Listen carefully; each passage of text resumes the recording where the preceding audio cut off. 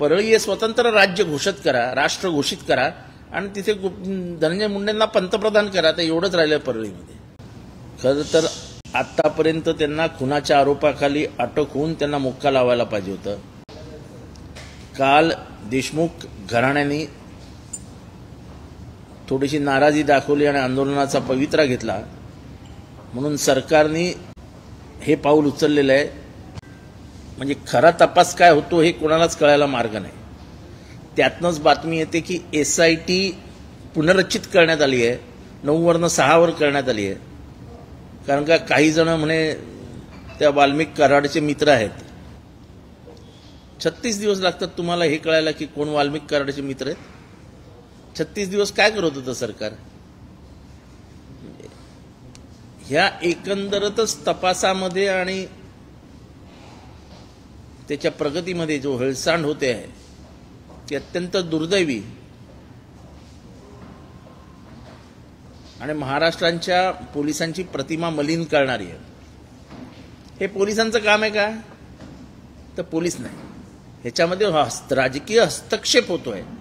त्याच्यामुळे प्रतिमा मलिन होण्याचं पोलिसांवर पाळी येते.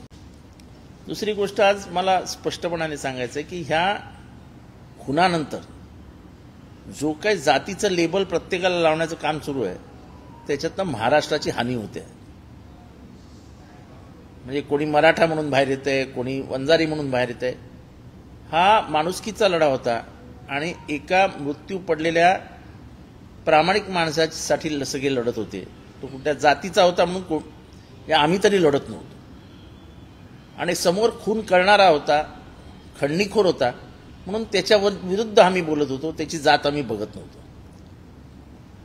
जे कोणी जातीचं लाबल लावून संतोष देशमुखची लढाई लढतायत ते महाराष्ट्राचं नुकसान करतायत असं माझं स्पष्ट मत आहे. कारण नसताना ह्याला जातीचा रंग लावून आपण गुन्हेगारांच्या भोवती सहानुभूतीचं वलय तयार होईल हेच करतोय. आणि मला वाटतं की ह्याच्यात काही जणांनी जिल्हा परिषद डोळ्यासमोर ठेवली आहे की परत एकदा मराठा कन्सॉलिडेशन, परत एकदा OBC कन्सॉलिडेशन, त्यांचं एकत्रीकरण आणि मार्ग. प्रत्येक ठिकाणी राजकारण न बघता कधीतरी सामाजिक दृष्ट्या बघितलं पाहिजे. दहशतीचं वातावरणात जे काही परळी आणि परिसर त्यांचा जो श्वास कोंडला गेलाय त्यांना मोकळा श्वास घेण्यासाठी म्हणून आपण बाहेर पडलो.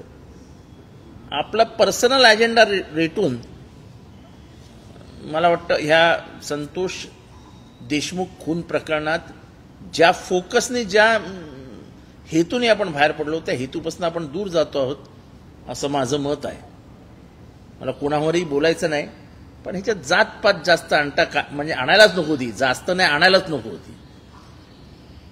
त्याच्यामुळे संतोष देशमुख, सोमनाथ सूर्यवंशी हे दोन्ही खून हे महाराष्ट्राला काळिमा पासणार आहेत. सोमनाथ सूर्यवंशीवरती तर अजूनही काही झालेलं नाही. म्हणजे हे सगळी लढाई लढत असताना मी सोमनाथ सूर्यवंशीकडे जाईन तर मी मागासवर्गीय आहे म्हणून जाईन, मी ह्याच्याकडे जाईन तर मी मराठा आहे म्हणून जाईन, नाही, मी माणूस आहे म्हणून त्याच्या मागे उभे राहायला पाहिजे होतं. त्याच्यापासून काहीसा डायव्हर्जन काही जण घ्यायला लावत आहेत. मला त्यांनाही हात जोडून विनंती आहे की जातीची लेबल लावून ही लढाई लढू नका. तुम्ही ही लढाई कमकुवत करतात आणि महाराष्ट्राला बदनाम करतात. पोलीस काय करतात? गोट्या गीते नावाचा जो गुंड आहे ज्याने 48 रिव्हॉल्वरच्या प्रकरणात त्यांनी परवा पोलीस स्टेशनमध्ये जाऊन त्याच्यावरती 307 दाखल करा असं कोर्टाने सांगितल्यानंतर तो पोलीस स्टेशनला गेला आणि तिथे पोलिसांचा सत्कार केला. म्हणजे कालच कोणीतरी सांगितलं की परळी हे स्वतंत्र राज्य घोषित करा, राष्ट्र घोषित करा आणि तिथे धनंजय मुंडेंना पंतप्रधान करा. तर एवढंच राहिलं परळीमध्ये. आम्ही तेच म्हणत होतो ना तुम्हाला की जोपर्यंत हे मंत्रिमंडळात आहेत तोपर्यंत हे असं होणारच ना. पोलीस काही करणार नाहीत, म्हणजे धांगडधिंगा चालूच राहणार. त्याच्यामुळे धनंजय मुंडेंनी राजीनामा का द्यायचा तर ह्याचं कारण हे की पोलीस इंटरफिअरन्स, प्रेशर हे सगळं नील करायचं असेल तर धनंजय मुंडेंचा राजीनामा हा क्रमप्राप्त होता. पण आता इतकं भ्रष्टाचाराचं प्रकरण येऊ सुद्धा अजितदादांना प्रश्न विचारल्यानंतर ते असं काहीतरी सोंग घेऊन SIT, CID, CBI यांना सांगितलं ना, तो प्रश्न काय आहे की वाल्मिक कराड यांनी गरीब शेतकऱ्यांकडनं पैसे घेतलेत आणि मंत्र्यांनी सांगितलंय की तुम्ही वाल्मिकांनाशी बोला. त्याचं काय करायचं आहे अजितदादा बोलायलाच तयार नाहीत. प्रश्न काय कुणाचा मारामारीचा नव्हता. पैसे घेतलेत की नाही तो घेतलेत. त्यांची कंप्लेंट का नाही घेतली जात. एरवी न्यायप्रिय असलेलं हे सरकार हा अन्याय होतोय, त्यांचा कंप्लेंट रजिस्टर होत नाही, याच्या विरुद्ध का नाही बोलत आहे. आणि इतका मोठा भ्रष्टाचाराचा आरोप होतोय की वाल्मिक कराडांनी त्यांच्या बंगल्यावरनं निघून सह्याद्री गेस्ट हाऊसला मिटिंग घेतली आणि नंतर वेगवेगळ्या हॉटेलमध्ये बसून पैसे घेतले. मला अजूनही वाल्मिक कराडच्या बाबतीत या सरकारची भूमिका काय हे काही स्पष्ट होत नाही. त्याच्यामुळे आम्ही मुक्का कशासाठी का लावला, कशासाठी लावला हा प्रश्नचिन्ह माझ्यासमोर की जातीचं लेबल लावून संतोष देशमुखचा चेहरा पुढे करून इकडनं वाल्मिक कराडचा चेहरा पुढे करून जे काही केलं जातंय हे महाराष्ट्राच्या हिताचं नाही.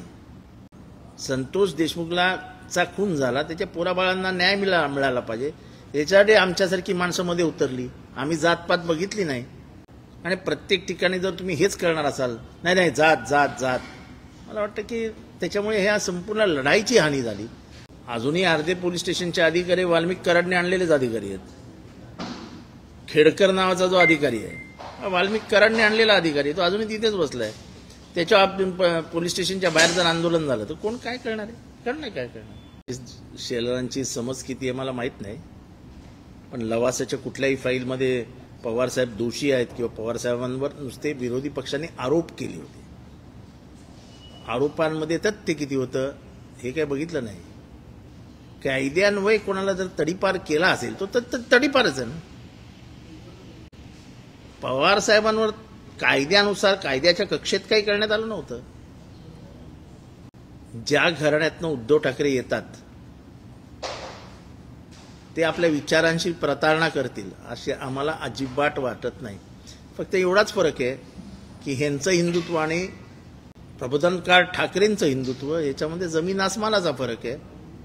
हे खऱ्या अर्थाने हिंदू माणसाच्या हितासाठी जे हिंदुत्व आहे ते प्रबोधनकार ठाकरेंचं हिंदुत्व होतं. सोशिक, सहनशील, मर्यादा सांभाळणारा.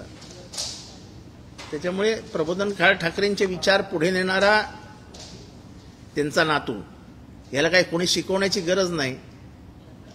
तर माझा इंटरेस्ट हा फक्त त्याच्यावरती कुणाचा खटला दाखल व्हावा एवढाच आहे. त्याच्या प्रॉपर्ट्या किती आहेत, त्यांनी कुठे बनवल्या आहेत, कुठल्या बायका त्याच्यामध्ये आहेत, त्याच्याबरोबर किती बायका आहेत, मला काही घेणं देणं नाही. मी राजकारणामध्ये कोणावरती पर्सनल अटॅक करणार नाही. जे सामाजिकदृष्ट्या धोकादायक आहे, जो खून आहे तो खून आहे, त्या खुनासाठी मी भांडत होतो आणि भांडत राहील. अजितदादा हे बोलू शकतात कोणाला व्हॉट येतं, ठीक आहे, ते अजितदादा आहेत, ते मालक आहेत महाराष्ट्राचे. 36 दिवसांनी तुम्हाला कळतं ते वाल्मिक कराडचे मित्र आहे. हे काय सरकार आहे का मस्करी आहे यार.